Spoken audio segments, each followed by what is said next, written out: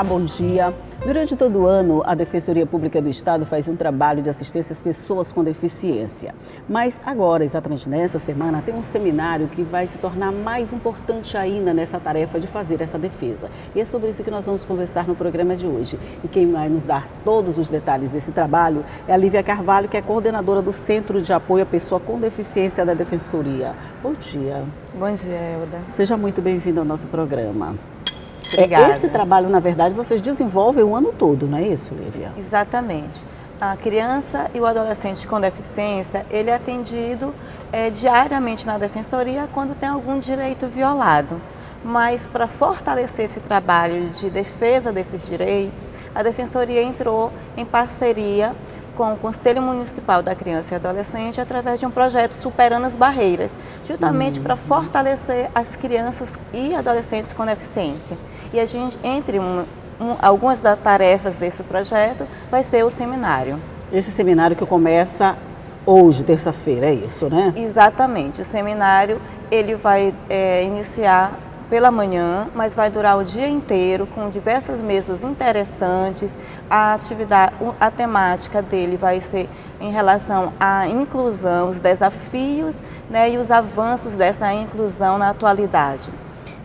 Desse trabalho que vocês fazem assim, durante o ano inteiro, que vai até o final do ano, não encerra com esse seminário agora não é isso? Não, é uma culminância, mas terá continuidade. Terá continuidade. Desse trabalho todo que vocês fazem, os avanços já alcançados, né? Dá para a gente dizer que são significativos os avanços? São. Na verdade, a gente percebe que com a Lei Brasileira da Inclusão, né, de 2015 para cá, veio fortalecer o que o ECA, né, o Estatuto da Criança e do Adolescente, já colocava para as crianças com deficiência, em relação à educação, em relação à saúde, em relação à sua família.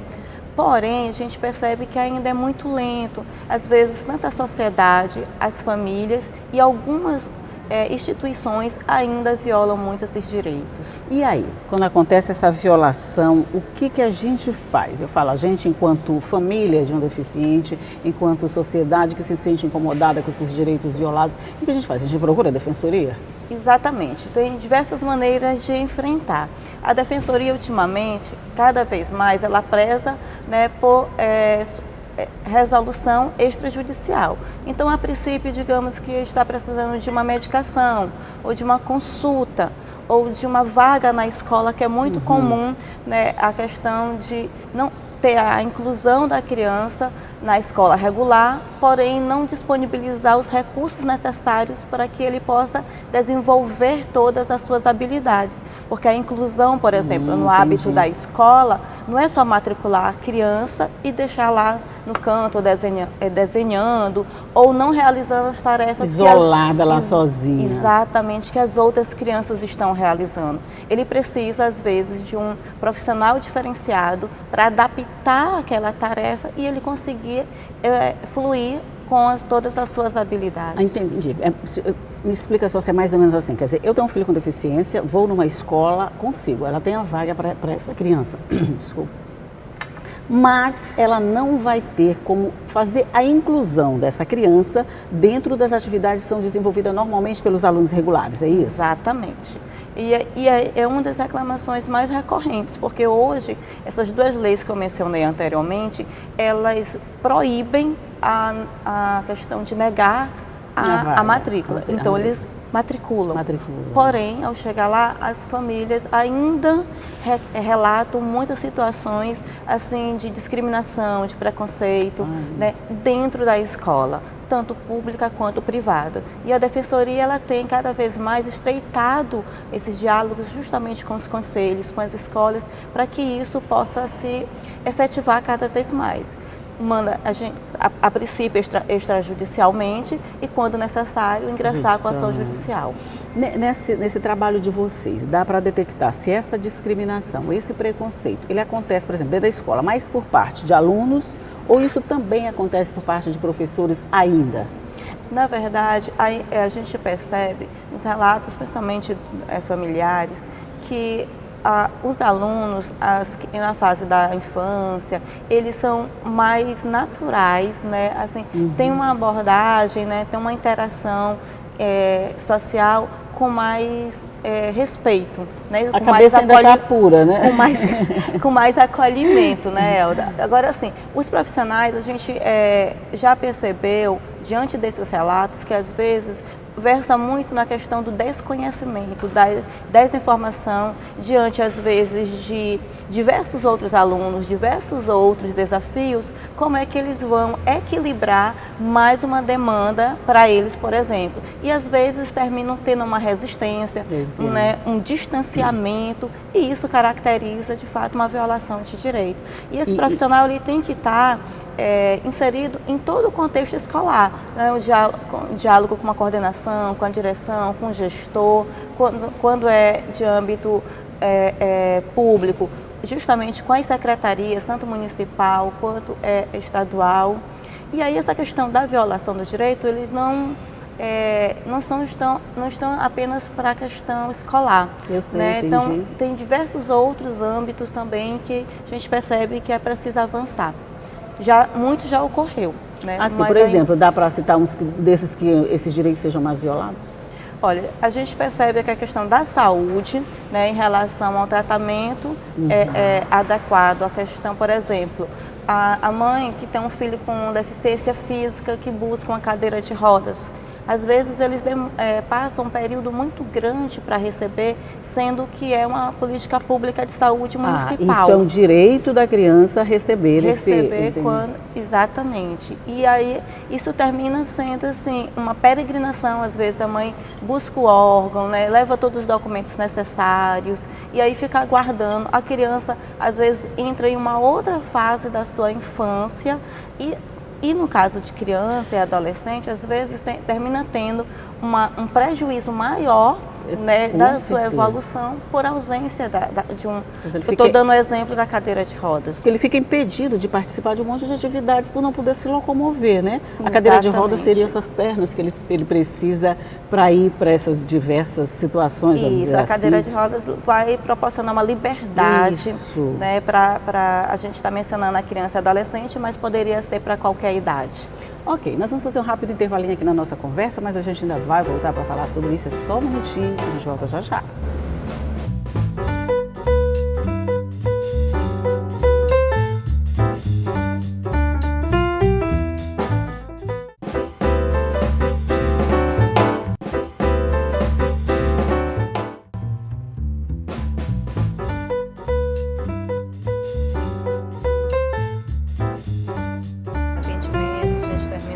De volta aqui para mais um bloco de conversa sobre esse trabalho desenvolvido com a pessoa com deficiência física, desenvolvido pela Defensoria Pública do Estado, e a gente estava falando nessas dificuldades que a pessoa ainda tem de acessar todos esses direitos. Agora, assim, você falou, por exemplo, a mãe vai à procura da cadeira de roda, vai à procura de uma escola que ofereça uma humanização, vamos dizer assim, mas nesse tratamento. A família, ela está consciente de que ela tem esses direitos, que ela pode reclamar, que ela pode buscar? Então, Elda, o seminário, ele vem fortalecer esse acesso à informação. A Defensoria, o atendimento dela é voltado para as pessoas de baixa renda, né, que a gente chama no contexto lá de hipossuficiência. Então, de fato, ainda tem uma parcela da população que desconhece seus direitos, ou algumas pessoas até sabem que pode ter um direito, por exemplo, a prioridade nas filas, né, a questão de uma gratuidade no transporte público municipal, ou inclusive interestadual, porém não sabe como acessar quando está, né, uma vez violados. E a Defensoria, ela busca multiplicar essas informações. Por isso que esse seminário, ele é aberto ao público em geral. Não só profissionais, acadêmicos, mas principalmente familiares, para que eles possam conhecer as temáticas que vão ser abordadas, bem como tirar dúvidas, né, fazer alguma manifestação e poder ser, que a gente chama do empoderamento. Essa palavra está na moda e vale sempre, né? A questão da gratuidade no transporte coletivo. Essa é uma situação um pouquinho complicada, né? Porque, na verdade, são reservados 1, 2, não sei quantos lugares para essas situações. Eu acho que no intermunicipal é mais difícil ainda. como é que a família pode fazer? Por exemplo, ela chega para viajar, ela chega numa rodoviária para comprar uma passagem para viajar, não tem mais a passagem, porque você tem que apresentar documento, tem que apresentar uma opção de coisa. Essa dificuldade desse acesso não atrapalha muito o dia a dia de quem precisa disso, Lívia? Na verdade, você está correta. Ele termina se tornando desafios, né, na efetivação desses direitos. Porém, a gente menciona que quanto menos buscar esses direitos, mais lacunas vão ocorrer. Então, de fato, precisa se munir dessas informações para que, às vezes, um atendente, né, um servidor que está ali no ato da efetivar esse direito, ele termine criando um obstáculo ou negando que ele possa saber que aquela pessoa conhece seus direitos. De fato, o interestadual, ele tem alguns critérios, porque quem tem essa gratuidade, tanto é o público idoso como pessoas com deficiência. Né? Então, tem uma questão do dia que é para poder ir até lá, mas isso a gente já recebeu também relatos de pessoas que tiveram êxito nessa questão, porque a gratuidade, ela não é voltada só, por exemplo, para a questão de saúde. Então, você pode ir visitar familiares, você pode ir para um seminário desse, por exemplo, se alguém que serve de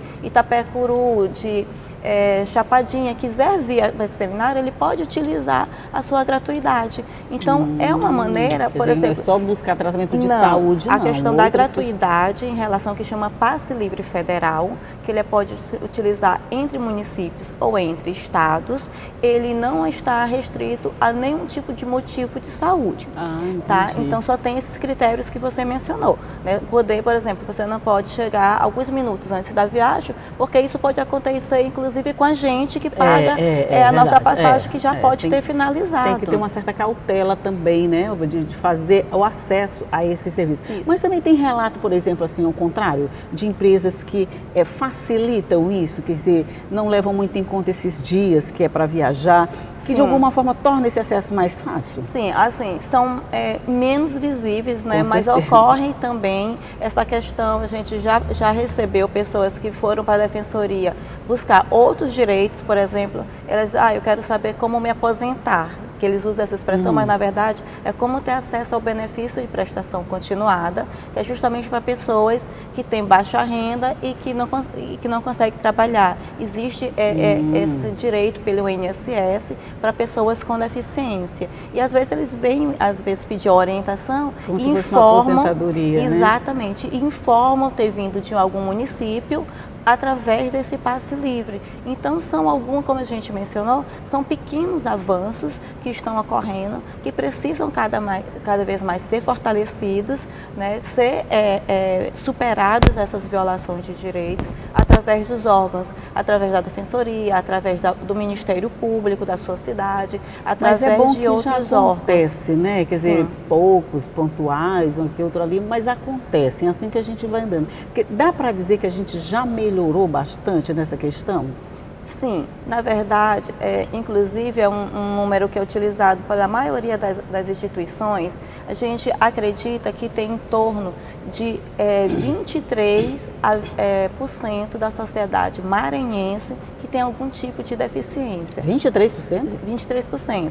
Então é um número muito significativo, é quase o dobro de idosos no Maranhão e em São Luís também.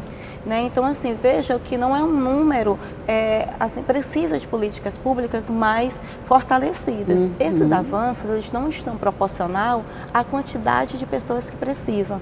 Inclusive, a sociedade civil organizada, eles mencionam que as pessoas com deficiência ainda, às vezes, estão invisíveis dentro dos seus lares. É verdade. Né? Porque as ruas não são acessíveis, né? Porque às vezes a gente está mencionando deficiência física, mas também a gente pode incluir, por exemplo, crianças surdas, né? Para ter acesso ao lazer, né? Ter acesso a esportes.